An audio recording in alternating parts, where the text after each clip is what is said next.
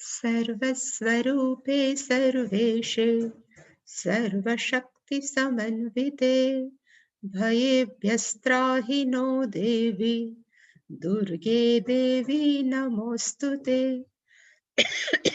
रोगान् शेषान् पहंसि तुष्टा रुष्टा तु कामान् सकलानभीष्टान् त्वामाश्रितान् विपन्नराणाम् त्वामाश्रिता ह्यश्रयतां प्रयान्ति।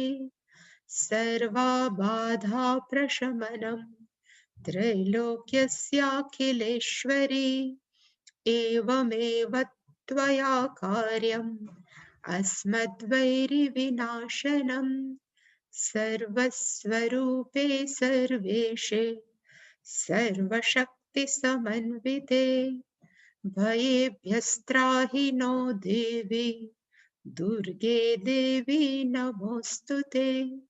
रोगान् शेषान् पहंसि तुष्टा रुष्टा तु कामान् सकलानभीष्टान् त्वामाश्रितान् विपन्नराणाम् त्वामाश्रिता ह्यश्रयतां प्रयान्ति। सर्वबाधा प्रशमनम् त्रैलोक्यस्याखिलेश्वरी एवमेव त्वया कार्यम् अस्मद्वैरिविनाशनम् सर्वस्वरूपे सर्वेशे सर्वशक्तिसमन्विते भयेभ्यस्त्राहि नो देवी दुर्गे देवी नमोऽस्तुते। रोगान् शेषान् पहंसि तुष्टा रुष्टा तु कामान् सकलानभीष्टान् त्वामाश्रितान् विपन्नराणाम् त्वामाश्रिता ह्यश्रयतां प्रयान्ति। सर्वबाधा प्रशमनम् त्रैलोक्यस्याखिलेश्वरी एवमेव त्वया कार्यम् अस्मद्वैरिविनाशनम्।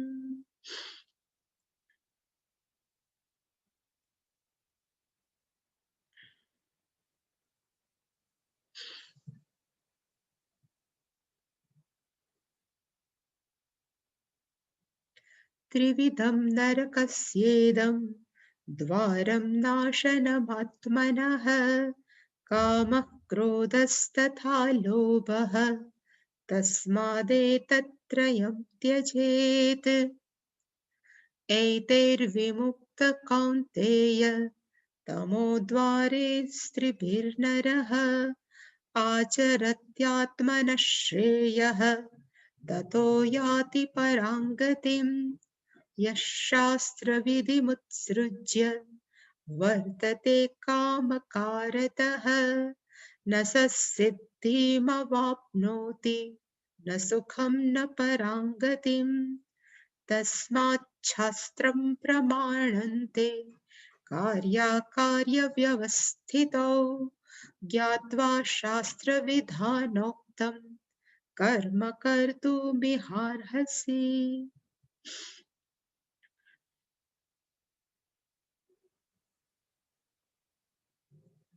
19મા અને 20મા શ્લોકની અંદર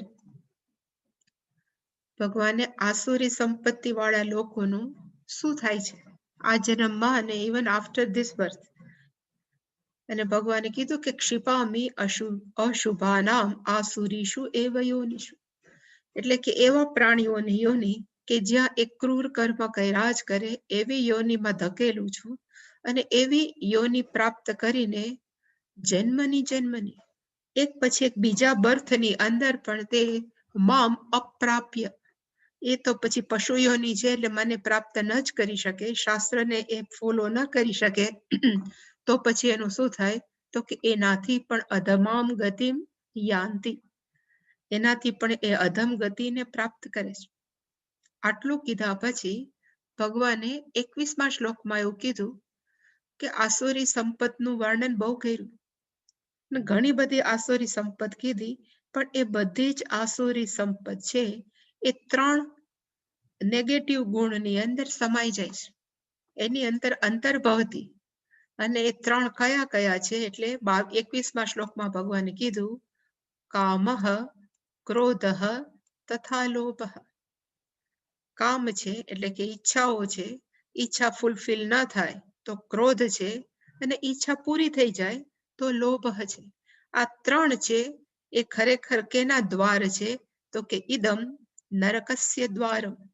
આ 3 કામ, ક્રોધ અને લોભ છે એ જાણે કે નરકનો અર્થ થાય જ્યાં આપણે દુઃખજનક પરિસ્થિતિમાંથી પસાર થાય એને નરક કહેવાય.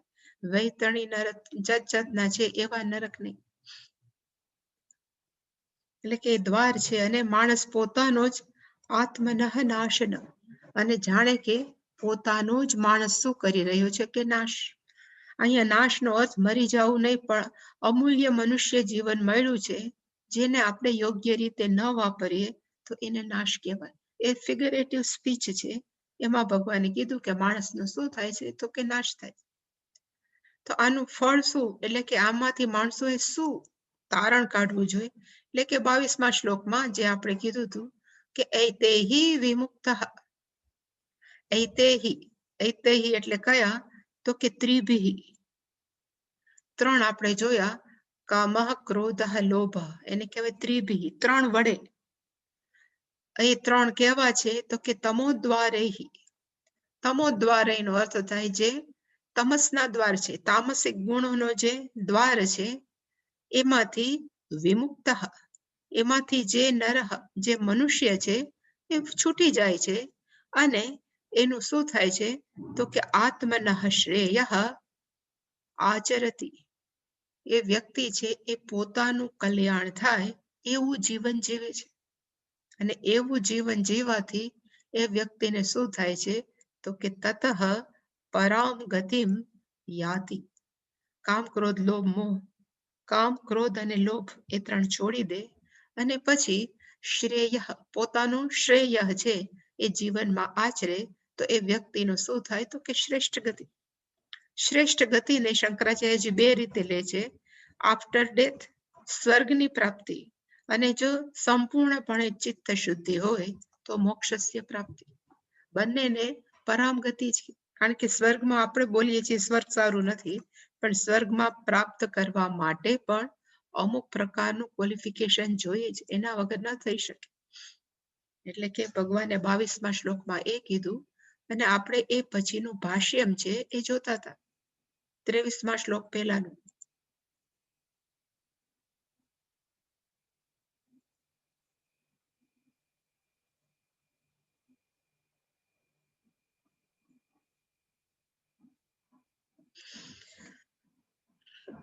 હવે આ વસ્તુ કરવી, આસુરી સંપત છોડી દેવી, દેવી સંપત અપનાવી, એ કઈ જગ્યાએ લખ્યું છે? એટલે શંકરાચાર્યજી એનું ક્લેરિફિકેશન આ વાક્યની અંદર આપે, જે કાલે આપણે ત્યાં પૂરું કર્યું હતું. સર્વસ્ય એતસ્ય આસુર સંપત પરિવર્જનસ્ય. એટલે પેલું કાર્ય માણસોએ શું કરવાનું છે? તો કે પરિવર્જન, છોડવાનું છે. અને કઈ વસ્તુ છોડવાની છે? તો કે સર્વસ્ય, જે ઉપર બધી વર્ણન કરી એ, એતસ્ય એટલે કે આ આસુરી સંપત પરિવર્જન, it should be give up. એ છોડવાની છે. અને બીજું કયું પકડવાનું છે? તો કે શ્રેય આચરણસ્ય. માણસોએ શું લેવાનું છે? તો કે આપણું કલ્યાણ કેમ કરવું, એનું આચરણ કેવી રીતે કરવું, એ કઈ જગ્યાએ આપ્યું છે? તો એને કીધું કે શાસ્ત્રમ કારણમ. શાસ્ત્ર છે, અને શાસ્ત્રનો અર્થ થાય અહીંયા ચતુર્વેદો. આ વેદ છે એ પ્રમાણ છે. એ વેદમાં લખ્યું છે કે આસુરી સંપત્તિને છોડી દેવી, અને શ્રેય, આપણું કલ્યાણ થાય એના માટે થઈને સારું જીવન જીવવું. શાસ્ત્ર કારણમ છે. અને બંને વસ્તુ છે એ શાસ્ત્રમાં જ લખી છે. એટલે કીધું શાસ્ત્ર પ્રમાણાત. શાસ્ત્રને પ્રમાણ ગણીને, પ્રમાણ હોવાને કારણે, પ્રમાણાતનો અર્થ થાય શાસ્ત્ર છે પ્રમાણ હોવાને કારણે ઉભયમ શક્યમ કરતું, બંને કરવું છે એ શક્ય બને છે. અને બંને એટલે કઈ વસ્તુ? ફરીવાર એક છોડવાની ને એક પકડવાની. ઉભયમમાં બે વસ્તુ, છોડવાની કઈ? તો કે આસુરી સંપત છોડવાની અને શ્રેય આચરણ સારું જીવન જીવવાનું. એ બંને વસ્તુ છે એ કઈ જગ્યાએ આપી છે? તો કે શાસ્ત્ર એવ કારણ ન અન્યથા. એ ન હોય તો આપણને કેમ ખબર પડે કે how to live a life? એટલે ગઈકાલે પણ મેં કીધું હતું કે શાસ્ત્ર છે, ખાસ કરીને પર્ટિક્યુલરલી વેદો છે, એ માણસો માટે શું છે? તો કે લાઈક એ મેન્યુઅલ. જેવી રીતે ઇલેક્ટ્રિક ગેઝેટ ની અંદર હંમેશા એક ફરફરિયું આવે કે એક પેમ્પલેટ આવે, એની અંદર લખ્યું હોય કે આ ઇલેક્ટ્રિક ગેઝેટ કેમ વાપરવું. એવી જ રીતે મનુષ્ય રૂપી ખોડિયું છે એ એક ઇન્સ્ટ્રુમેન્ટ છે, એક સાધન છે. હવે અંદર બેઠેલા જીવાત્માએ આ શરીર રૂપી અને મન રૂપી સાધન કેમ વાપરવું, એનું પેમ્પલેટ કયું છે? તો એનું પેમ્પલેટ કયું છે? તો કે શાસ્ત્ર પ્રમાણ, વેદ પ્રમાણ છે. એની અંદર બધું લખ્યું છે. એટલે માણસોએ લાઈફ જીવવી હોય પોતાનું જીવન, તો કેવી રીતે જીવવાનું? તો કે એક જ રીતે, શાસ્ત્ર કે તે રીતે. એટલે કે હવે પછીના શ્લોકની અંદર શંકરાચાર્યજી કે ભગવાન પેલા સ્પષ્ટતા કરે છે કે જો માણસ છે એ શાસ્ત્ર પ્રમાણે ન વર્તે તો એનું શું થાય? એટલે કે 23મા શ્લોકની અંદર ભગવાને લખ્યું યહ શાસ્ત્રમ વિધિમ ઉત્સૃજ્ય. યહનો અર્થ થાય XYZ કોઈ પણ વ્યક્તિ શાસ્ત્રની વિધિ, શાસ્ત્ર વિધિનો અર્થ થાય શાસ્ત્રમાં જે કીધું છે આ કરવું, આ ન કરવું. આ કરવાથી સારું થાય, આ કરવાથી ખરાબ થાય, એટલા માટે આ ન કરવું. એ બધાને કહેવાય વિધિ. આપણે ઘણી વાર બહેનો એમ કે છે કે ભાઈ સપોઝ બટેકા વડા બનાવવાના છે ને વિધિ કઈ? એટલે પછી બીજી બેન સમજાવે કે એક પછી એક આ કરવાનું. એટલે કે અહીંયા વિધિનો અર્થ હાઉ ટુ બી ડન, કેવી રીતે કરવા. એટલે કે શાસ્ત્રમ વિધિ એટલે કે શાસ્ત્રમાં જે લખ્યું છે એ ન કરીને ઉત્સૃજ્ય એને છોડીને વર્તતે કામકારતા. એક વ્યક્તિ એવી છે કે શાસ્ત્રમાં જે લખ્યું છે ઉત્સૃજ્ય એને ન માને, કામકારતા વર્તતે પોતાના મનમાં જે ગમે તે. કામકારતનો અર્થ થાય whatever that person likes, એ વ્યક્તિને જે ગમે એવી રીતે વર્તતે, એવી રીતે પોતાનું લાઈફ એ જીવે તો એ વ્યક્તિનું શું થાય? એટલે ભગવાને કીધું સહ, એ વ્યક્તિ છે ન સિદ્ધિમ અવાપનોતી, એ વ્યક્તિને છે કોઈ પણ પ્રકારની સિદ્ધિ. અને અહીંયા સિદ્ધિનો અર્થ થાય 4 પ્રકારના પુરુષાર્થ છે, ધર્મ અર્થ કામ અને મોક્ષ. એને શંકરાચાર્ય એના ભાષ્યમાં આવશે કે એકેય પુરુષાર્થ કરવા માટે એ વ્યક્તિ યોગ્ય નહીં હોય. ઇવન કામ પુરુષાર્થ લખ્યો છે એનો અર્થ કે આપણને ગમતી વસ્તુ આપણને લેવાનો હક છે જ, માત્ર એ આપણે લેવી કેવી રીતે? તો કે લેજિટિમેટલી, આપણે કહે ને કે યોગ્ય રીતે આપણને પ્રાપ્ત કરવાનો હક છે, પણ આ કેવી રીતે પ્રાપ્ત કરે? ગમે એમ કરીને. એટલે અહીંયા એ વ્યક્તિ છે ન સિદ્ધિમાં આપનોતી એટલે કે પુરુષાર્થ યોગ્ય ન બને, પ્લસ ન સુખમ, જીવતો હોય કે એ વ્યક્તિ જીવતી હોય ત્યારે આ જીવનની અંદર ન સુખમ અવાપનોતી, એ વ્યક્તિને ક્યારે પણ સુખ પ્રાપ્ત નથી થતું. ઉપર છલું લાગતું હોય કે આની પાસે સુખ છે, પણ જ્યારે ખરેખર એના ઘરને આપણે પર્સનલી જોઈએ ત્યારે એમ લાગે કે આ વ્યક્તિ સુખી નથી. ઘણીવાર મજૂરો સુખી હોય છે અને પૈસાદારોના ઘરની અંદર માણસો દુખી હોય છે. એટલે કે ન સુખમ આપનોતી, જીવતા હોય ત્યારે, અને એ વ્યક્તિનું જ્યારે મૃત્યુ થાય છે ન પરામ ગતિમ અવાપનોતી. અવાપનોતીનો અર્થ થાય પ્રાપ્ત કરે છે, બધી જગ્યાએ ન છે. ન અવાપનોતી એટલે કે સિદ્ધિ પણ ન પ્રાપ્ત કરે, ન સુખમ પ્રાપ્ત કરે, ન પરામ ગતિ. પરામ ગતિનો અર્થ પાછો શંકરાચાર્યજી લખ્યો કા મોક્ષ પ્રાપ્તિ કા સ્વર્ગ પ્રાપ્તિ. કારણ કે પુણ્ય તો પ્રાપ્ત થયું જ નથી, એટલે કે એ વ્યક્તિની ક્યારે શ્રેષ્ઠ ગતિ ન થાય આફ્ટર ડેથ, જે શાસ્ત્ર પ્રમાણે ન વર્તે એનું. હવે શંકરાચાર્યજી એમાં ભાષ્યમ લખ્યું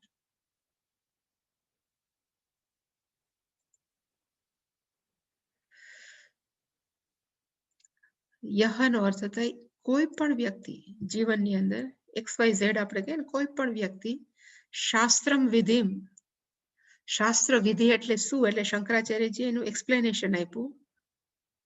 કર્તવ્ય અકર્તવ્ય જ્ઞાન કારણ. કર્તવ્યનો અર્થ થાય કરવું જ જોઈએ, અને આની અંદર એક અ છે, અકર્તવ્યનો અર્થ થાય આ ન જ કરવું જોઈએ. એ બેનું સાધન કયું છે, જ્ઞાનનું કારણ આપણને ક્યાંથી મળે, તો કે શાસ્ત્રમાં. એટલે એને કહેવાય શાસ્ત્ર વિધિ. એટલે કર્તવ્ય અને અકર્તવ્યને આપણને કેવી રીતે ખબર પડે, તો જે કરવા યોગ્ય છે એને કહેવાય વિધિ, કર્તવ્ય, અને જે ન કરવા જેવું છે અકર્તવ્ય એને કહેવાય પ્રતિષેધ. ગઈકાલે મેં કીધું તું, કલંજમ ન ભક્ષયેત, સુરામ ન પીબેત, હિંસા ન કુર્યાત, આ બધાને કેવું કહેવાય, તો કે પ્રતિષેધ, ન કરવા જેવું. આ ન કરવું જોઈએ એ કર્તવ્ય કઈ જગ્યાએ લખ્યું છે, તો કે શાસ્ત્રમાં. આ કરવું જ જોઈએ એ પણ ક્યાં લખ્યું છે, તો કે શાસ્ત્રમાં. એટલે એને કહેવાય શાસ્ત્ર વિધિ. ભગવાનનું જે શાસ્ત્ર વિધિનો અર્થ થાય, ન કરવું અને કરવું બંનેની જાણ આપણને કઈ જગ્યાએ થાય, તો કે શાસ્ત્ર. એ જે શાસ્ત્રમાં લખ્યું છે એને ઉત્સૃજ્ય, અહીંયા જે લખ્યું છે એને છોડીને, એટલે કે ઉત્સૃજ્યનો અર્થ થાય ત્યક્ત્વા, એને છોડીને, હેવિંગ ગિવન અપ, એને છોડીને માણસો કેવો, એ માણસ કેવો છે, તો કે વર્તતે કામકારતઃ. અહીંયા જે લખ્યું છે શંકરાચાર્યજી પાછું લખ્યું. એનો અર્થ શું થાય, તો લખ્યું કે કામ પ્રયુક્ત હસન, પોતાને મનમાં જે ઈચ્છા આવે એ પ્રમાણે જ કર્યા કરે. એવો વ્યક્તિ છે, એનું પછી શું ભવિષ્ય છે, what is the result of that person's life, એ પોતાના જીવનની અંદર એ વ્યક્તિનું શું થાય. એટલે ભગવાન, એટલે શંકરાચાર્યજીએ સ્પષ્ટતા કરી કે એ વ્યક્તિ છે એ ન સિદ્ધિમ જે છે, ન સિદ્ધિમ અવાપનોતી. સિદ્ધિમનો અર્થ શંકરાચાર્યજીએ લખ્યું પુરુષાર્થ યોગ્યતા. મનુષ્યનું જીવન એના માટે જ છે કે ચતુર્વિધ પુરુષાર્થ આપણે કમ્પ્લીટ કરીએ. ધર્મ, અર્થ, કામ અને મોક્ષ, એ ત્રણે ત્રણ મનુષ્ય જીવનના પુરુષાર્થ છે. માણસો એને ઈચ્છે, પણ એ અર્થ અને કામ, અર્થનો અર્થ થાય રોટી કપડા મકાન, કે આપણું ઘર હોય એ બધું, પ્લસ કામ ગમતી વસ્તુ છે એ આપણે કેવી રીતે પ્રાપ્ત કરીએ, તો કે ધર્મને અનુસરીને. એ તો એ માણસમાં છે નહીં. એટલે કે એ વ્યક્તિ ન સિદ્ધિ, એટલે કે પુરુષાર્થ યોગ્યતા, ન અવાપનોતી. અવાપનોતીનો અર્થ થાય ગુજરાતીમાં એ પ્રાપ્ત કરતો નથી, એને મળતું નથી. અવાપનોતી, he doesn't get it, એને મળતું નથી. હવે એને સુખ મળે, શાસ્ત્ર પ્રમાણે નથી જીવતો તો એને સુખ મળે. એટલે શંકરાચાર્યજીએ લખ્યું ન અપી અસ્મિન લોકે સુખમ. ઇવન આ જગતની અંદર એને ક્યારે સુખ મળતું નથી. અસ્મિન લોકે, ઇન ધીસ બર્થ, આ જગતની અંદર ન સુખમ. હંમેશા સુખ છે એ આપણે કહીએ ને, દૂરથી ડુંગર રણિયામણા, એટલે પૈસાદાર માણસોની લાઈફ જોઈને આપણને એમ થાય કે કેવા સુખી છે. પણ આપણે એની પાસે જાય, એને પર્સનલી જાણતા હોય અને એની પાસેથી જે વાત સાંભળીએ ત્યારે આપણને એમ થાય કે આપણું જીવન એના કરતા 1000 ગણું સારું છે. એટલે કે દેખાતી સુખ સમૃદ્ધિ છે એનો અર્થ એવો નથી, દેખાતા પૈસા સુખ સમૃદ્ધિ નહીં, દેખાતા પૈસા, દેખાતા વધારે પડતા બંગલા, એનો અર્થ એવો નથી કે માણસ સુખી છે. કારણ કે માણસના મગજની એક અંદર ખોટું ઘૂસી ગયું કે જેની પાસે પૈસા હોય એ સુખી છે. પણ સુખ છે એ ક્યારે બહારથી પ્રાપ્ત કરવાની વસ્તુ જ નથી. બહારની વસ્તુઓ છે આપણને લક્ઝરી આપી શકે, બહારની વસ્તુઓ આપણી જરૂરિયાતને પૂરી કરી શકે, પણ સુખી થવું કે દુઃખી થવું એ આપણે અંદરની વસ્તુ છે. એટલે કે આ લોકની અંદર એ વ્યક્તિને ક્યારે સુખ પ્રાપ્ત થતું નથી. અને ન પરામ ગતિ, એ કે એ વ્યક્તિને ક્યારે ન પરામ ગતિ. એટલે શંકરાચાર્યજીએ લખ્યું કે પરામ ગતિનો અર્થ થાય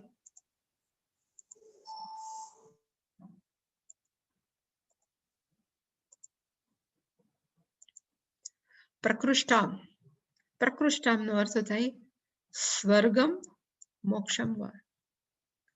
આપણે ધારો કે સારી રીતે જીવન જીવવા અને આ જન્મની અંદર કદાચ ઈશ્વર પ્રાપ્તિ ન થાય તો આપણું કરેલું ક્યારેક ખરાબ ન જાય, ખોટું ન જાય, આપણને શું પ્રાપ્તિ થાય?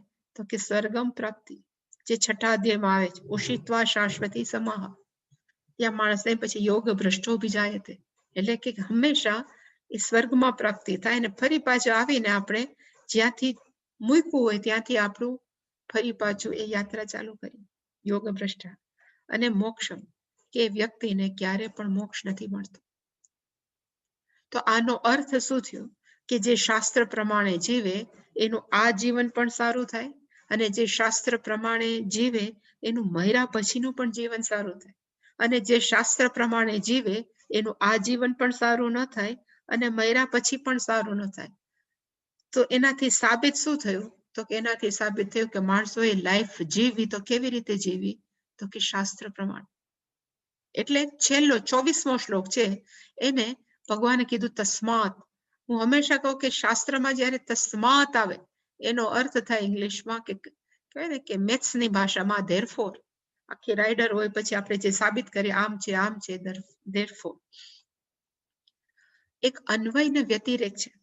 અન્વય વ્યતિરેક એક શીખવા માટે થઈને ખાસ કરીને વેદાંતમાં આવે છે. જો આ હોય અને જો આ ન હોય તો એ ન હોય, ને જો આ હોય તો એને કેવા આનું કારણ. એનો અર્થ થાય શાસ્ત્ર હોય તો સુખ હોય, સારી ગતિ હોય, અને જો શાસ્ત્ર ન હોય તો સુખ પણ ન હોય ને સારી ગતિ પણ ન હોય. તો સુખનું કારણ કયું? તો કે શાસ્ત્ર. એટલે એને કીધું કે તસ્માત. તસ્માત એટલે કે ધેરફોર શાસ્ત્રમ પ્રમાણ. શાસ્ત્ર નથી પણ સંધિને લીધે શ નો છ થયો છે શાસ્ત્ર. શાસ્ત્ર શું છે? તો કે પ્રમાણ. પ્રમાણનો અર્થ થાય કે એવી સ્ટિપ્યુલેશન, કે એવી વસ્તુ કે જે કરવાથી આપણું હંમેશા ભલું જ થાય. વેદ એટલે કે વેદાંત પ્રમાણે પ્રમાણનો અર્થ થાય આપણી જ્ઞાન પ્રાપ્તિનું સાધન. કોઈ પણ વસ્તુ પ્રાપ્ત કરવાનું સાધન છે એને કહેવાય પ્રમાણ. તો સારા જીવન જીવવાનું જ્ઞાન પ્રાપ્તિનું સાધન કયું છે? તો કે શાસ્ત્રમ પ્રમાણ. અને એ શાસ્ત્ર શું કે છે? તો કે છે કાર્ય અકાર્ય વ્યવસ્થિત. શાસ્ત્ર કે છે શું કરવું જોઈએ અને શું ન કરવું જોઈએ વ્યવસ્થિતો. વ્યવસ્થિતો ન તથા ઇન ડિટેલ, વ્યવસ્થિત રીતે આખા વેદમાં લખ્યું જ છે. કાર્ય અને કર્તવ્ય. ગુજરાતીમાં કાર્ય કહે ને એટલે આપણે એમ કે મારે આ કાર્ય કરવાનું છે એટલે એક્શન તરીકે લઈએ, પણ ખરેખર શાસ્ત્રની અંદર ને પર્ટિક્યુલરલી સંસ્કૃત પ્રમાણે કર્તવ્ય અને કાર્ય નો meaning both are one and same. કર્તવ્ય નો અર્થ આપણે જોઈએ ને આ તમારે કરવું જ જોઈએ એને કહેવાય કર્તવ્ય. સેમ વે સંસ્કૃતમાં કાર્યનો અર્થ થાય કર્તવ્ય એવ. આ મારે કરવું જ જોઈએ. એટલે કે શાસ્ત્ર કે છે કાર્ય વ્યવસ્થિતો, વોટ ટુ બી ડન, એ પણ શીખડાવે છે. અને અકાર્યનો અર્થ થાય what should not be done, શું ન કરવું એ પણ વ્યવસ્થિતો ડિટેલમાં શીખડાવે છે. એટલે માણસોએ શું કરવું જોઈએ? એટલે ભગવાને કીધું હવે અર્જુનને જ્ઞાત્વા તારે શાસ્ત્ર વિધાન ઉક્તમ, જે પેલા કીધું કે આ કરવું ન કરવું છે એ બધું જ જ્ઞાત્વા એને જાણીને, શાસ્ત્રમાં જે વિધાન છે what to be done what should not be done એ બધું જ જાણીને કર્મ કર્તુમ ઇહ અર્હસી, તારે જે કર્મ કરવું જોઈએ ઇહ અસ્મિન જીવન, આ લાઈફની અંદર જે કરવું હોય, અર્હસી નો અર્થ થાય you are deserve for that, આ તારે કરવું જ જોઈએ. ડિઝર્વ નો અર્થ થાય આ તારું, તું એને લાયક છો, you are deserve for that. ટૂંકમાં શાસ્ત્ર છે એ જીવન છે, એ શાસ્ત્ર વેદ પ્રમાણે જીવવું જોઈએ. આપણને મન ફાવે એમ નહીં કે ભાઈ હવે બસ અમને આવું કરવું છે લાલો અમે આમ કરી, એવું નહીં. જે શાસ્ત્રમાં, એટલે અત્યારે જે બધી મિસઅન્ડરસ્ટેન્ડિંગ છે સમાજની અંદર, અત્યારે સમાજની અંદર માણસો જેમ ફાવે એમ વર્તે છે એનું કારણ કયું છે? તો કે એક જ, એ શાસ્ત્રને પ્રમાણ તરીકે સ્વીકારતા નથી. આખી લાઈફસ્ટાઈલ છે કેવી થઈ ગઈ છે કે ટોટલી ચેન્જ. એટલે માણસો છે એ ક્યાંય શાંત નથી દેખાતા. માણસોની અંદર કહેવાય ને કે ધૈર્ય નથી દેખાતું. માણસોની અંદર હંમેશા મનની અંદર હળબળ જ હોય છે. એનું કારણ એક જ છે કે mostly people are not living a life stipulated by Veda. શાસ્ત્રોમાં જે કીધી છે એ રીતે માણસો છે એ જીવન નથી જીવતા. એટલે હવે શંકરાચાર્યજી આ જે છેલ્લો શ્લોક છે એનું વર્ણન કરે છે. તસ્માત શાસ્ત્ર પ્રમાણ, એટલે એને કીધું કે તસ્માત, જે મેં કીધું ઇંગ્લિશમાં એનો અર્થ થાય ધેરફોર, ને ગુજરાતીમાં અર્થ થાય એના માટે, આથી. હા, આથી આ સાબિત થાય છે. આપણે કહે ને આથી શું સાબિત થાય છે? શાસ્ત્ર ઇઝ એ પ્રમાણ. એટલે મેં કીધું પ્રમાણનો અર્થ થાય જ્ઞાનમ. એટલે કીધું કે શાસ્ત્ર કેવું છે? તો કે જ્ઞાન પ્રાપ્તિનું સાધન. આપણે ડિક્શનરી ખોલીએ, જે નાના છોકરા હોય ને એ પોતાને સ્પેલિંગ ના આવડતા એટલે ડિક્શનરી ખોલે, પછી જોવે કે આનો અર્થ શું થાય છે, એટલે પછી લખે કે આનો અર્થ આ થાય છે. એવી જ રીતે આ જગ્યાની અંદર, આ પરિસ્થિતિની અંદર મારે કેવી રીતે જીવન જીવવું, તો આપણે શું ખોલવાનું? તો કે શાસ્ત્ર પ્રમાણ. કારણ કે એની અંદર એ શું છે? તો કે જ્ઞાન સાધન. જે રીતે ડિક્શનરીમાં લખ્યું હોય એક સ્પેલિંગ નો શું મિનિંગ થાય, પછી સંસ્કૃતની હોય, ઇંગ્લિશની હોય કે હિન્દીની, વોટ એવર. એવી જ એટલે એ જ્ઞાન પ્રાપ્તિનું સાધન છે. એવી જ રીતે સમગ્ર શાસ્ત્ર શું છે? તો કે જ્ઞાન પ્રાપ્તિનું સાધન. અને એ જ્ઞાન, અને તેનો અર્થ થાય, આમાં જે લખ્યું છે શંકરાચાર્ય લખ્યું તવ. તવનો અર્થ થાય તારા માટે, ફોર યુ. તારા માટે છે શાસ્ત્ર શું છે? તો કે પ્રમાણ છે, જ્ઞાનનું સાધન છે. અને શું કામ જ્ઞાનનું સાધન છે? એટલે શંકરાચાર્ય ભગવાને લખ્યું કાર્ય અકાર્ય વ્યવસ્થિતો. કાર્ય અકાર્ય વ્યવસ્થિતો. એટલે કયા સંદર્ભની અંદર શાસ્ત્ર છે એ પ્રમાણ છે કે સાધન છે? એ શંકરાચાર્ય બીજું લખ્યું કર્તવ્ય. મેં જે કીધું તો બેના અર્થ સેમ થાય. કાર્ય અથવા કર્તવ્ય, both are one and same meaning. એક જ સરખા અર્થ થાય.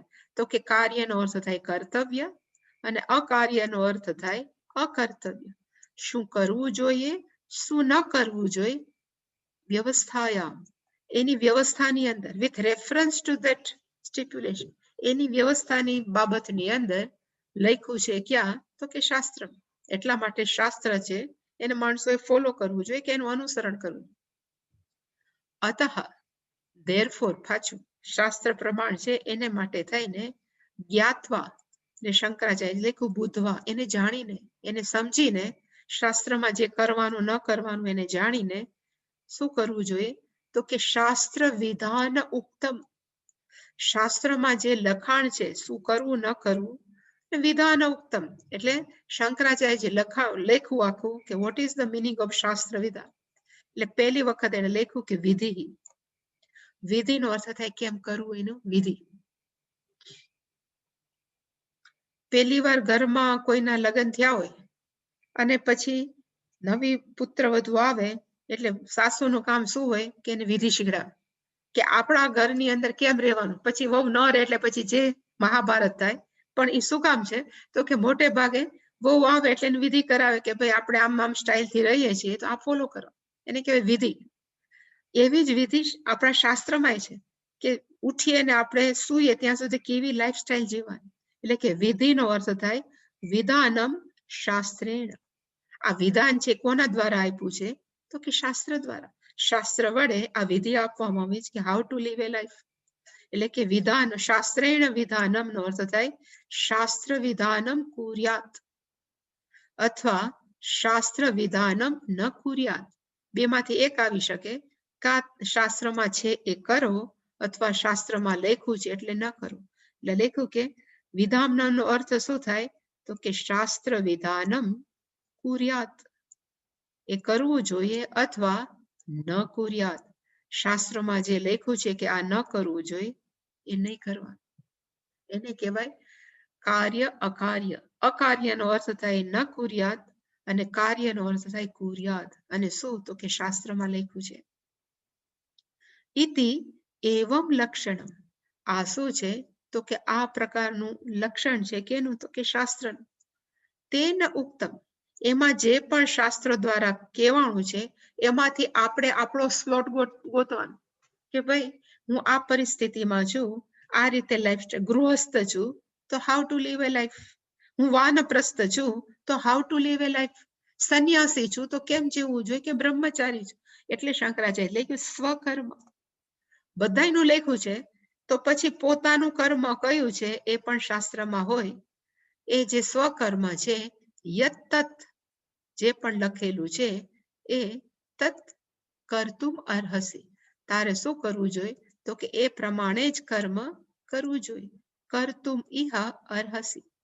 ઇહ એનો અર્થ થાય અહીંયા અસ્મિન જન્મની, આ જન્મની અંદર તું કરવા સમર્થ છો. You are capable to do it. એને કે અર્હસી, તું આ કરવા સમર્થ છો.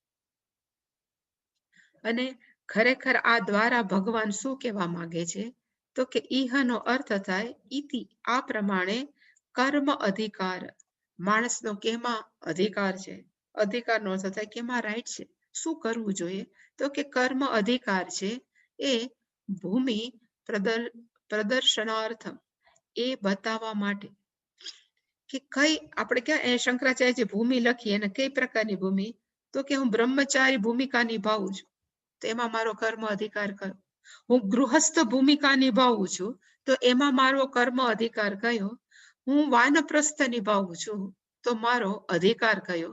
અને એવી જ રીતે હું સંન્યાસ આશ્રમ નિભાવું છું તો મારો અધિકાર કયો. એ બધા જ કર્મ અધિકાર એ કેમાં આપેલા છે તો કે શાસ્ત્ર. એટલે કીધું કે સ્વકર્મ, પોતાનું કર્મ આપણે એ સ્લોટ ગોતી અને આપણે શું કરવું જોઈએ તો કે એનું જીવનમાં આચરણ.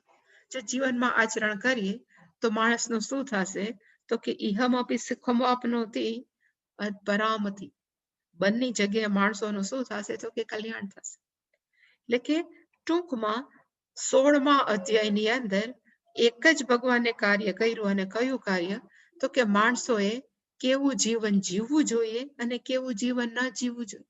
એના માટે થઈ શાસ્ત્રને ફોલો કરવું, એના ઉપર અત્યંત ભાર મૂક્યો. અને શું પકડવું જોઈએ અને શું ન પકડવું જોઈએ. દૈવી સંપત પકડવી જોઈએ, આસુરી સંપત હોય તો પ્રામાણિકપણે છોડવી જોઈએ. એને પણ કહેવાય કર્તવ્ય અકર્તવ્ય. આસુરી સંપત છે અકર્તવ્ય છે, દૈવી સંપત છે કર્તવ્ય છે. આ બંને માણસોએ શું કરવું જોઈએ તો કે બરાબર સમજી અને અમુક છોડવું જોઈએ, અમુક પકડવું જોઈએ. અને આ બધામાં હેલ્પફુલ કયું છે તો કે વેદ એ શાસ્ત્ર એ.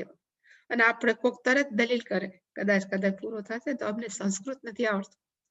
અમને કેમ ખબર પડે કે શાસ્ત્રમાં કે વેદોમાં શું લખ્યું છે? માણસ પ્રશ્ન પૂછી શકે. એટલે આમાં પણ કીધું છે ગીતાની અંદર કે કેમ જીવન જીવવું.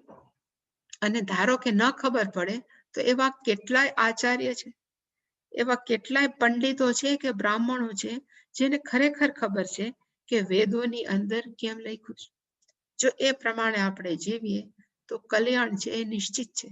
અને એ પ્રમાણે ન જીવીએ તો આપણું અકલ્યાણ પણ નિશ્ચિત છે. એવું ભગવાને સ્પષ્ટપણે 16મા અધ્યાયમાં કીધું. અને અહીંયા 16મા અધ્યાયનું શું થયું તો કે સમાપન. એટલે એઝ યુઝ્યુઅલ જે સમાપન છે એમાં લખ્યું કે આ ગીતા છે ખરેખર કેની અંદર છે તો કે મહાભારત. એ મહાભારતની અંદર છે. એની અંદર ટોટલ કેટલા શ્લોક છે તો કે શતસાહસ્ર્યામ નો અર્થ થાય 1,00,000 શ્લોક છે ગીતાની અંદર. અને આ કઈ જગ્યાએ આવે? સંહિતા નો અર્થ થાય આ એક બુક છે સંહિતા. અને વૈયાસિક્યામ ભીષ્મ પરમણી. કોક એમ પૂછે કે આ ભગવદ ગીતા છે એ 1,00,000 શ્લોકની અંદર કયા ચેપ્ટરમાં આવી છે તો એમાં કેટલા બધા ચેપ્ટર છે. એક ચેપ્ટરનું નામ છે ભીષ્મ પર્વ. એટલે કે ભીષ્મ પર્વના ચેપ્ટરની અંદર આવેલી છે. અને આપણે મોટે ભાગે સ્ટાર્ટ અહીંથી કરીએ. શ્રીમદ ભગવદ ગીતાસુ ઉપનિષત્સુ બ્રહ્મ વિદ્યાયામ યોગ શાસ્ત્રે શ્રી કૃષ્ણ અર્જુન સંવાદે દૈવ અસુર સંપત વિભાગ યોગો નામ ષોડશોઅધ્યાય. આનો અર્થ થાય શ્રીમદ ભગવદ ગીતા છે એઝ ગુડ એઝ કોના જેવી છે? એટલે લખ્યું કે ઉપનિષદ. શ્રીમદ ભગવદ ગીતા છે એનું સબ્જેક્ટ મેટર કે એના વિષય છે, વિષય વસ્તુ છે એ ઉપનિષદથી અલગ નથી. એટલે આપણે ધ્યાન શ્લોકમાં ગાઈએ છીએ સર્વ ઉપનિષદ ગાવઃ દોગ્ધા ગોપાલનંદનઃ પાર્થ વત્સઃ સુધીર ભોક્તા. એટલે કે આ ભગવદ્ ગીતા અને ઉપનિષદ. અને કોક એમ પૂછે તો પછી બેના શ્રીમદ ભગવદ્ ગીતા અને ઉપનિષદની અંદર વિષયો ક્યાં ક્યાં છે? What are the main topics પૂછવામાં આવે તો કે બે જ ટોપિક છે, એક બ્રહ્મ વિદ્યા અને બીજું છે યોગ શાસ્ત્ર એટલે કે કર્મ યોગ. બે જ આના મેઇન ટોપિક છે, ઉપાસના યોગ. અને આ છે એ કેવી રીતે સમજાવવામાં આવ્યું એટલે એને કીધું કે આ કૃષ્ણ અર્જુન સંવાદ, આ ડાયલોગ ફોર્મ છે કોની વચ્ચેનો? તો ભગવાન કૃષ્ણ અને અર્જુનનો. અને અહીંયા જે ગીતાનું જે પૂરું થયું એ ચેપ્ટરનું નામ કયું? તો કે દૈવ અસુર સંપત વિભાગ યોગ. ભગવાન અહીંયા વિભાજન કર્યું. કોનું વિભાજન કર્યું? તો કે દૈવ સંપત અસુર સંપત વિભાગ, એનું વિભાજન કર્યું. અને યોગનો અર્થ અહીંયા થાય ચેપ્ટર. અહીંયા યોગનો અર્થ બાબા રામદેવનો યોગ નો થાય, અહીંયા યોગનો અર્થ કર્મ યોગ નો થાય, ઉપાસના યોગ નો થાય, અષ્ટાંગ યોગ નો થાય. અહીંયા યોગનો અર્થ થાય ચેપ્ટર, ગુજરાતીમાં કે અધ્યાય. આ અધ્યાયનું નામ કયું છે? તો દૈવ અસુર સંપત વિભાગ અધ્યાય નામનો નામઃ ષોડશો અધ્યાય. આ કયો છે? તો કે 16મો અધ્યાય છે, અહીંયા કમ્પ્લીટ છે. હવે આ ખરેખર 16મા અધ્યાય ને ઇવન 17મો અધ્યાય આવશે. એ બે પાછળ ભગવાને આટલા બધા કહેવાય ને કે 1 થી 18 ચેપ્ટરની અંદર 16 અને 17 ભગવાને જેની અંદર બ્રહ્મ વિદ્યા જેવું કઈ છે એવું ભગવાને શું કામ સિલેક્ટ કર્યું? તો એના માટે થઈને આપણે કહેવાય એક બ્રીફ જોઈએ, જેમ આજે તૈયાર કર્યું છે તમારા માટે.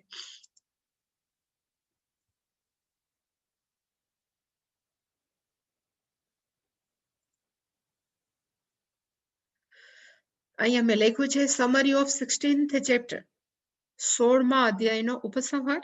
સમરી એટલે આઈ થિંક ઉપસંહાર. એટલે મેં લખ્યું કે 16મું અને 17મું જે અધ્યાય છે એની અંદર આત્મજ્ઞાનની ક્યાંય એક શબ્દ નથી. આત્મજ્ઞાનનો ખાલી શાસ્ત્ર શાસ્ત્ર શાસ્ત્ર જ આવ્યું છે. આવું શું કામ આવ્યું?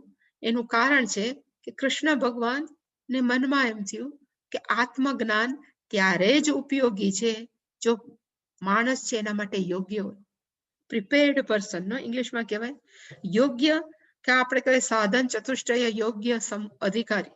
એટલે કે અહીંયા આત્મજ્ઞાન ત્યારે જ આપણને બ્લેસિંગ આપે, આપણા ઉપર કૃપા કરે, જ્યારે વ્યક્તિ છે એ કેવી છે? તો કે સંપૂર્ણ રીતે તૈયાર આ જ્ઞાન પચાવવા માટે. હવે આ જ્ઞાન પચાવવા માટે ભગવાને શું કર્યું છે? તો કે જેમ અત્યારે બહુ કીધું શાસ્ત્ર વિધાનોક્તમ, એટલે ભગવાને શું આપ્યા? તો કે વેદ આપ્યા છે. અને વેદની અંદર જે હંમેશા કીધા કરું છું એમ બે ભાગ છે. એનો પૂર્વ ભાગ એને કહેવાય ફર્સ્ટ પોર્શન, અને છેલ્લો વિભાગ એને કહેવાય લાસ્ટ પોર્શન. પહેલો ભાગ છે ને એ અત્યંત જાડો છે, દળદાર છે. જ્યારે બીજો છે જેનું નામ વેદાંત છે એ ભાગ કેવો છે? તો કે એકદમ ફ્યુ પેજીસ. માંડુક્ય ઉપનિષદ 12 મંત્ર, ઈશાવાસ્ય ઉપનિષદ 20 મંત્ર. લગભગ બધા જે એ અત્યંત પાતળા છે, કહેવાય ને અત્યંત બધા બહુ વધારે મંત્ર નથી. જ્યારે પહેલો પૂર્વ ભાગ છે એ શેના માટે છે? તો કે અત્યંત દળદાર છે, બલકી છે. અને એ શું કામ માટે છે? તો કે આપણું હૃદયના શુદ્ધિકરણ માટે, રિફાઇનમેન્ટ ફોર અવર સેલ્ફ. મનુષ્ય વેદનો પૂર્વ ભાગ છે એ શેના માટે છે? તો કે માણસોનું ચિત્ત અજાણતા શુદ્ધ થઈ જાય એના માટે થઈને ભગવાને વેદનો પૂર્વ ભાગ છે એ આપણા માટે લખ્યો છે, કે આપણા માટે રજૂ કર્યો છે. અને એટલા માટે જ જ્યાં સુધી આપણે માઇન્ડ આપણું તૈયાર નહીં હોય, આપણું મન છે એ તૈયાર નહીં હોય, તો ગમે એટલું આપણે વેદાંત સાંભળશું ને નથિંગ વિલ ગો ઇનસાઇડ. જેમ અખા ભગતના છપ્પા છે ને, કથા સુણી સુણી ફૂટ્યા કાન, તોય પણ ન આવ્યું અક્ષર જ્ઞાન. શું કામ અક્ષર જ્ઞાન નથી આવતું? કારણ કે માણસ ઇઝ નોટ રેડી. આ સાધન ચતુષ્ટય સંપત નથી. એટલે મેં લખ્યું કે જો માણસ માનસિક રીતે તૈયાર ન હોય તો એ ક્યારે પણ આત્મજ્ઞાનને પ્રાપ્ત નહીં કરી શકે. જો આત્મજ્ઞાન પ્રાપ્ત કરે તો એને મનમાં ટકાવી નહીં શકે. અને કોઈ બહુ બુદ્ધિશાળી હોય, સ્કોલર હોય, જે ફટાફટ બધું કરતા હોય, તો જો ટકાવી શકે તો પણ એ વ્યક્તિની લાઈફસ્ટાઈલમાં કઈ પરિવર્તન નહીં આવે. શું કામ નથી આવતું? કારણ કે માણસનું શુદ્ધિકરણ નથી. સોનાનું શુદ્ધિકરણ થાય પછી જ ઘરેણા બને. એવી જ રીતે એવા ઘડા છે એને તપાવવામાં આવે, શુદ્ધ કરવામાં, પછી જ એનું વેચાણ થાય. એવી જ રીતે મન શુદ્ધ થાય પછી જ આત્મજ્ઞાન છે એ ટકે.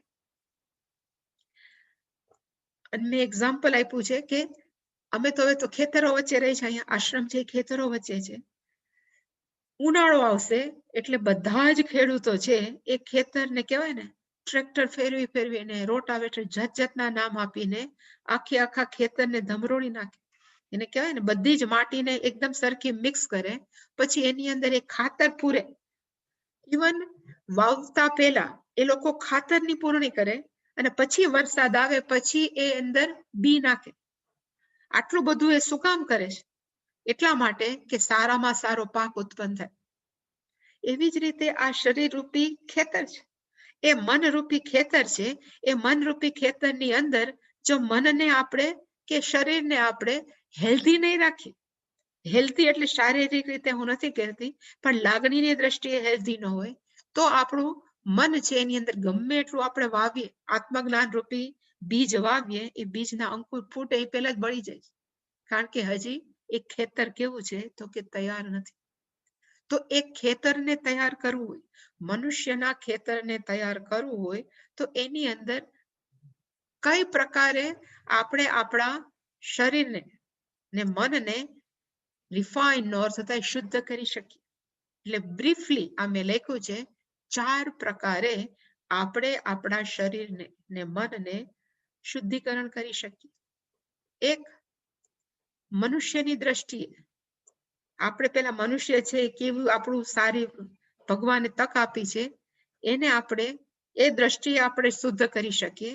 પછી રોજ આપણે ઉઠીને સૂઈએ ત્યાં સુધી સતત કર્મ કરીએ છીએ, તો કર્તાની દ્રષ્ટિએ આપણે આપણા મનને ને શરીરને શુદ્ધ કરી શકીએ. સતત આપણે કર્મના ફળ ભોગવીએ છીએ, એ ભોગની કે રિઝલ્ટને આપણે અનુભવીએ છીએ, એ દ્રષ્ટિએ પણ આપણે આપણને શુદ્ધ કરી શકીએ. અને જો મુમુક્ષુ થવું હોય તો મુમુક્ષુની દ્રષ્ટિએ પણ આપણે આપણી જાતને શુદ્ધ કરી શકીએ. તો મનુષ્યની દ્રષ્ટિએ શુદ્ધ કરવા શું કરવું જોઈએ? કર્તાની દ્રષ્ટિએ શુદ્ધ કરવા આપણા કહેવાય ને શરીર અને મનને શું કરવું જોઈએ? ભોગતા આપણે કેવી રીતે કર્મફળ સ્વીકારીએ, એ કેવી રીતે આપણે આપણા મનને શુદ્ધ કરી શકીએ. અને મુમુક્ષુ થવું હોય તો આપણે કેવી રીતે શુદ્ધ કરી શકીએ. અને આ 3 છે is a common to all. કોક એમ કે મને જરાય મોક્ષમાં રસ નથી, પણ તમે માણસ તો છો, અને માણસ છો તો તમે કરતા ને ભોગતા તો છો જ, તો તમારે કાંઈક તો શુદ્ધિકરણ જોઈએ જ. તો મનુષ્યની દ્રષ્ટિએ આપણે શુદ્ધિકરણ કરવું હોય તો હાઉ કેન વી ડુ? એટલે મેં કીધું કે શરીરની દ્રષ્ટિએ શુદ્ધિકરણનો અર્થ થાય આપણી તંદુરસ્ત હોવા જોઈએ. પણ તંદુરસ્ત છે એ શારીરિક દ્રષ્ટિએ માત્ર નહીં, પણ તંદુરસ્તી છે શારીરિક દ્રષ્ટિએ, બીજી છે લાગણીની દ્રષ્ટિએ, અને તંદુરસ્તી છે ત્રીજી બુદ્ધિની સ્તરે.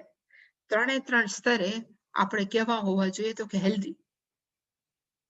શારીરિક દ્રષ્ટિએ તો અત્યારે તો બધા બહુ યોગા કરે છે. Ramdev Baba, we are thankful to him કે રામદેવ બાબા છે આપણને શારીરિક રીતે હેલ્ધી લાગે છે. એટલે કે એવું કહેવાતું કે આપણી શારીરિક સંપત્તિ છે ને એ જ મોટામાં મોટી સંપત્તિ છે. એટલે કે physical health is a wealth.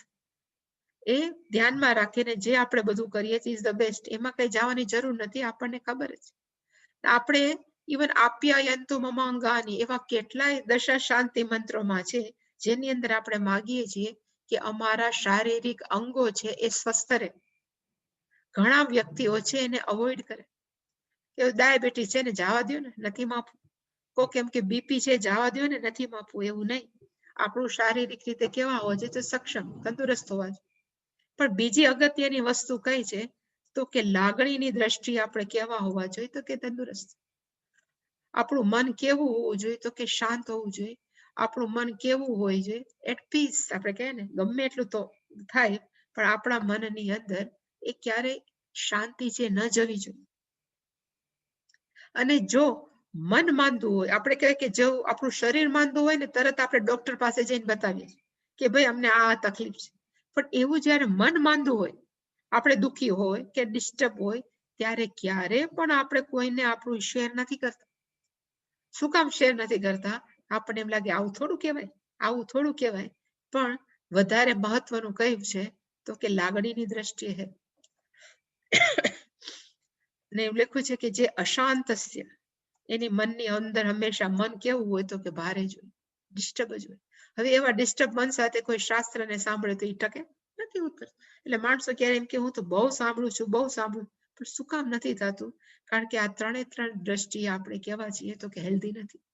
એટલે કે લાગણીની દ્રષ્ટિએ પણ હેલ્ધી થવા જોઈએ, શારીરિક દ્રષ્ટિએ પણ હેલ્ધી થવા જોઈએ, અને ઇવન બુદ્ધિની દ્રષ્ટિએ. અને બુદ્ધિ આપણને ક્યાં કામ લાગે તો કે બુદ્ધિ જ નિર્ણય લેશે. ઇવન શાસ્ત્ર સાંભળતા હોય ત્યાં નિર્ણય કોણ લેશે? મન નહીં લે, બુદ્ધિ જ લેશે. અને જો મનની અંદર આપણે હંમેશા ડિસિઝન લેવામાં કન્ફ્યુઝ હોય તો શાસ્ત્ર સાંભળતા સાંભળતા પણ આપણે કન્ફ્યુઝ થવાના છે. એટલે એવું કહેવાય છે કે જેનું કોમ્યુનિકેશન ક્લિયર, એટલે વ્યવહાર, આપણે જે બોલતા હોય એ શું બોલવા અને શું કહેવા માંગે છે આપણને બીજાને સ્પષ્ટ સમજાવી શકીએ, એ ત્યારે જ સમજાવી શકીએ જ્યારે આપણે વિચારોમાં સ્પષ્ટ હોય. નહીતર માણસો એમ કહે મારે તો આમ કેવું હતું, પછી આમ કહેવાય ગયું, મારે આમ હતું પછી આમ થઈ ગયું. એવું શું કામ આપણે થાય છે? કારણ કે આપણે કોમ્યુનિકેશનની દ્રષ્ટિએ કેવા છીએ, એટલે કે વિચારોની દ્રષ્ટિએ તો કે આપણે સ્પષ્ટ નથી. એટલે કે બુદ્ધિની દ્રષ્ટિએ પણ આપણે કેવા હોવા જોઈએ તો કે સ્વસ્થ હોવા જોઈએ. હવે આ મારે થવું છે, માણસો એમ કે ને કે મારે આમાં બધામાં થવું છે, તો એવું કયું છે કે જેનાથી હું ત્રણે ત્રણમાં હું હેલ્ધી થાવ?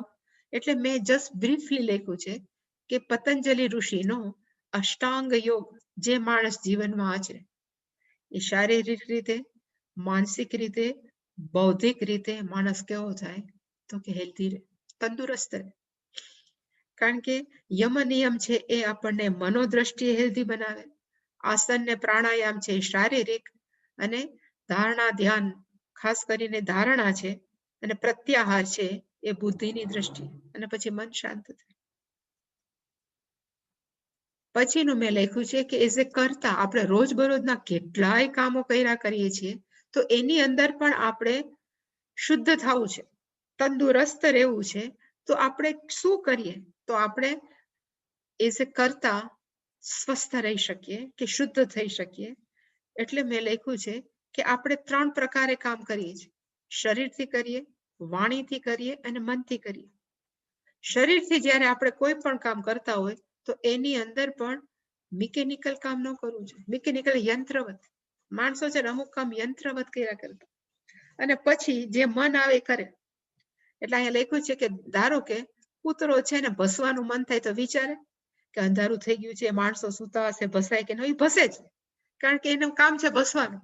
એવી રીતે ગધેડો છે, જો નીકળો છે તેને ખબર પડે કે રાજા છે પાટું ન મરાય, કે આ જે કોઈ સંત મહાત્મા છે પાટું ન મારે, એને પાટું મારવાનું થાય તો પાટું મારે જ. એનો અર્થ કે પ્રાણીઓ છે ને જે મન ફાવે એમ કાયિક ક્રિયા કરે, એવી રીતે મનુષ્યને પણ મન થાય એવું કરવાનો હક નથી. તો આપણે જો એવું કરીએ કે આપણને જે મન થાય ન કરીએ તો આપણે ધીમે ધીમે શારીરિક રીતે કે કાયિક દ્રષ્ટિએ કેવા થાય તો કે શુદ્ધ થાય.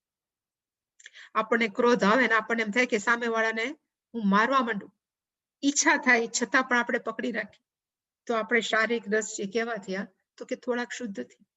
પછી એનાથી વધારે આપણે કેવા હોવા જોઈએ તો કે વાણીની દ્રષ્ટિએ પણ માણસો કેવા હોવા જોઈએ તો કે તંદુરસ્ત હોવા જોઈએ.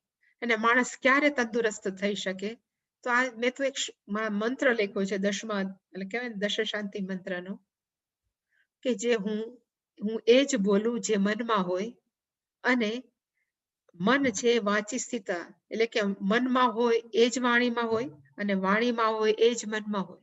એવી જો મારી લેંગ્વેજ હશે તો હંમેશા આપણી વાણીની પણ શું આવશે તો કે શુદ્ધતા. નહીતર મનથી વિચારતા હોય ક્યાંક અને બોલતા હોય ક્યાં, એ વાણીની શુદ્ધતા નથી.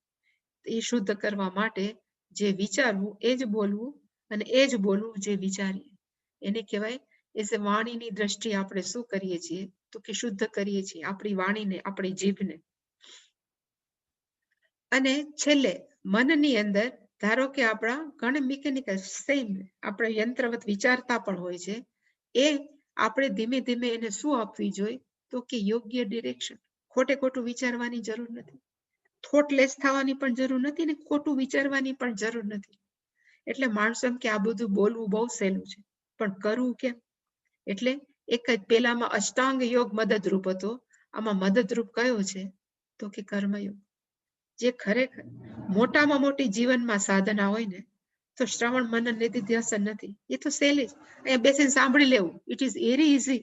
અઘરામાં અઘરી સાધના કઈ છે તો કર્મ કેવી રીતે કરવું, બોલવું કેમ, શારીરિક કર્મ કેમ કરવું, ઇવન માનસિક કર્મ કેમ કરવું. એ બધું કર્મ કરતા કરતા હું બધું કોના માટે કરું તો કે ભગવાન માટે. એમ કરતા જઈએ તો આપણે કર્તાની દ્રષ્ટિએ આપણે કેવા થશું તો કે શુદ્ધ થશું. શુદ્ધિકરણ કેનું છે તો કે કર્તા લેવલ. કર્તાનો અર્થ થાય કોઈ પણ કામ કરવા વાળો, એને કહેવાય કર્તા. કોઈ પણ એજન્ટ ઓફ એની એક્શન, એને કહેવાય કર્તા. હવે આપણે કામ પણ કરીએ છીએ, સાથે સાથે મનની અંદર આપણે જાત જાતનું અનુભવીએ છીએ, અને અનુભવીએ છીએ એ અમુક અનુભવ છે એ સુખ આપે, અમુક અનુભવ છે એ દુઃખ આપે. હવે એ બધા તો આપણા જીવનમાં આવવાના જ છે, સુખ અને દુઃખ ને જાત જાતના. તો એની અંદર આપણે કરવાની શું જરૂર છે? એટલે મેં એને કહેવાય, જે આપણે અનુભવીએ છીએ ને એને કહેવાય ભોગતા.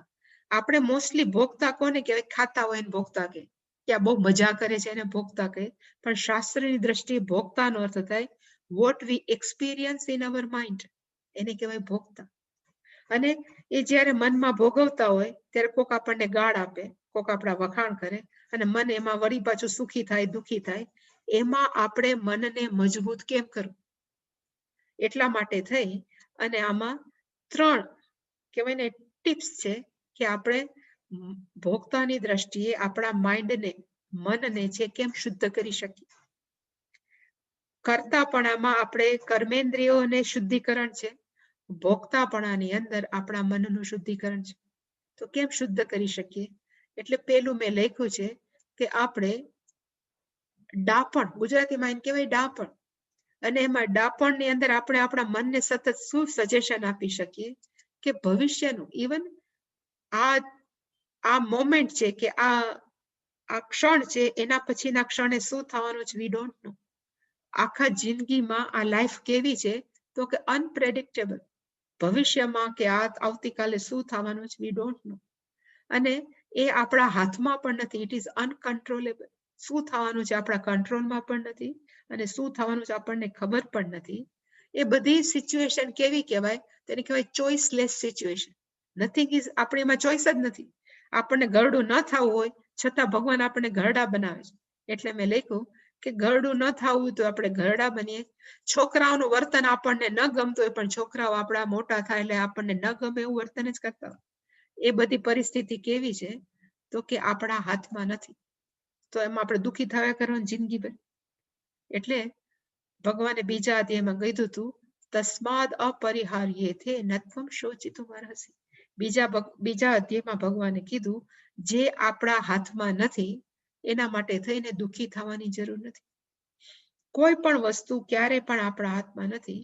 નીડ નોટ ટુ પછી દર વખતે આવું શું કામ થયું, આવું શું કામ થયું? નથી તો નથી. જો દુઃખી ન થાય તો એનો અર્થ કે આપણે આપણા મનને શુદ્ધ કર્યું. આ કેમ મન શુદ્ધ કરવું કે મન કેમ શાંત કરવું, એના આ બધા કહેવાય ને કે એની ટિપ્સ છે.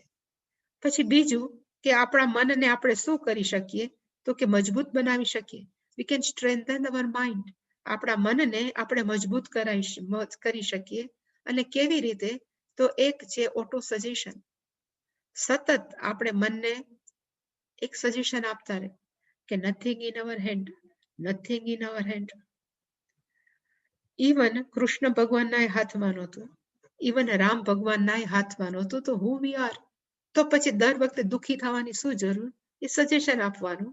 બીજું આપણે મનને મજબૂત કરવા સેમ મેં લખ્યું કે ઈશ્વર ઉપર પ્રેમ હોય, ઈશ્વર માટે પ્રાર્થના હોય, અને કર્મયોગનું લાઈફસ્ટાઈલ હોય, તો આપણું મન છે એ શું થશે તો કે મજબૂત થશે. ખરેખર કર્મયોગ છે એ આપણા મનને મજબૂત કરવા માટે જ છે. જે ખરેખર કર્મયોગ આચરતા હોય એ પછી મનથી મજબૂત થાય જ. અને છેલ્લું છે આત્મજ્ઞાનમ. એ તો બહુ દૂર, પણ જે વ્યક્તિ પાસે સેલ્ફ નોલેજ છે કે હું કોણ છું, એ મનથી હંમેશા મજબૂત જ હોય.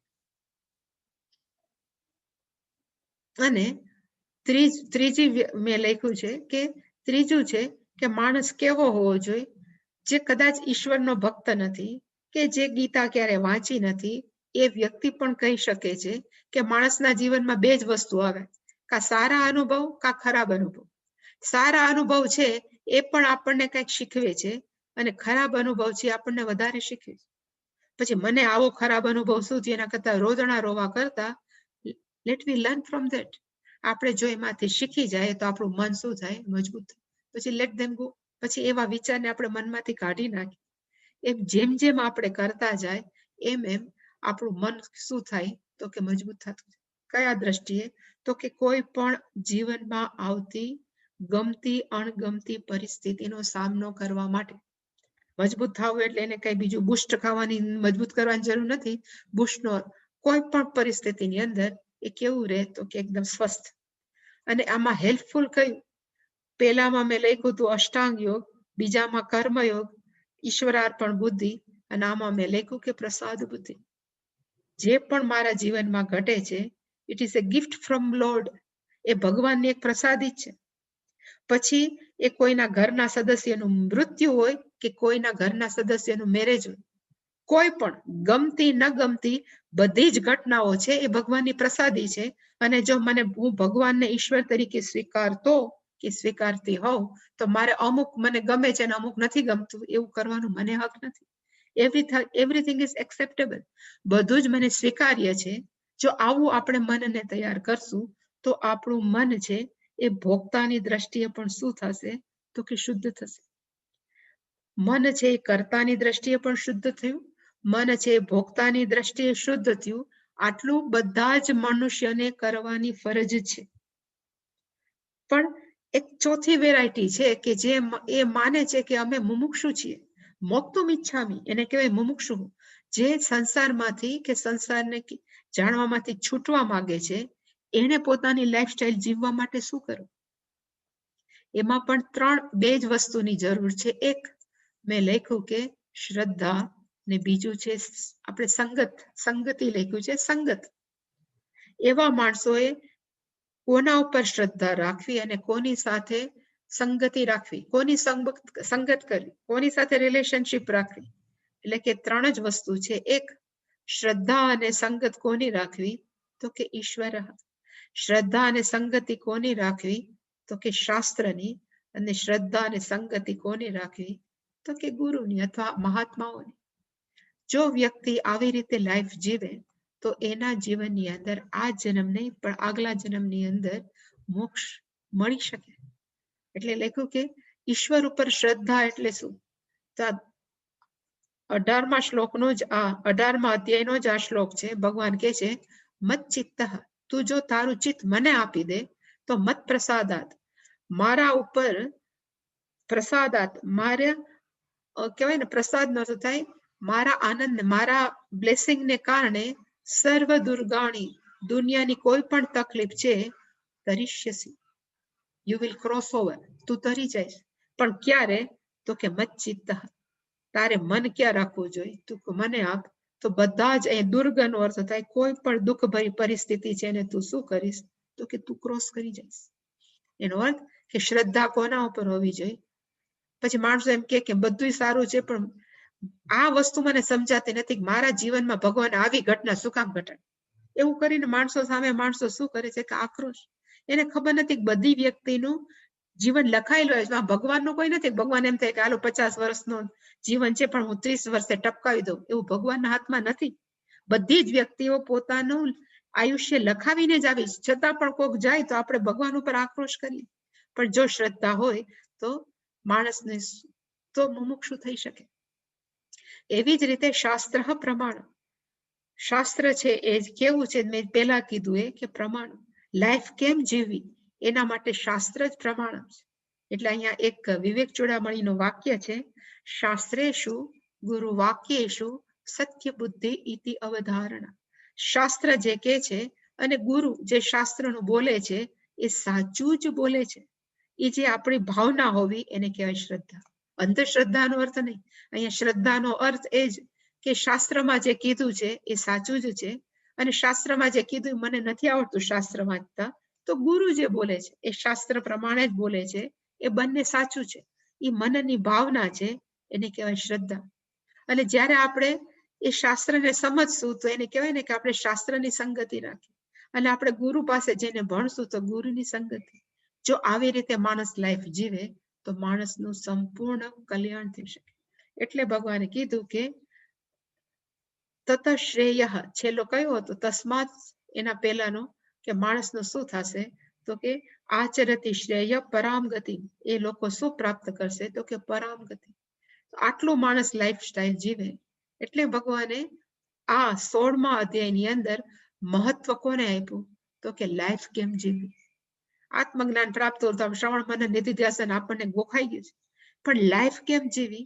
જીવનમાં જ્યારે કહેવાય ને કે ચેલેન્જેબલ પરિસ્થિતિઓ આવે ત્યારે દુઃખી થયા વગર એમાંથી કેમ બહાર નીકળવું, એ જો માણસ કરી શકે તો જ માણસ છે એ ઈશ્વરને પામી શકે.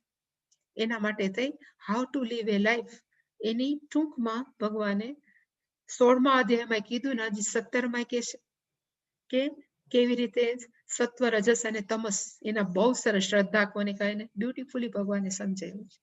એ આપણે નેક્સ્ટ ટાઈમ જોશું.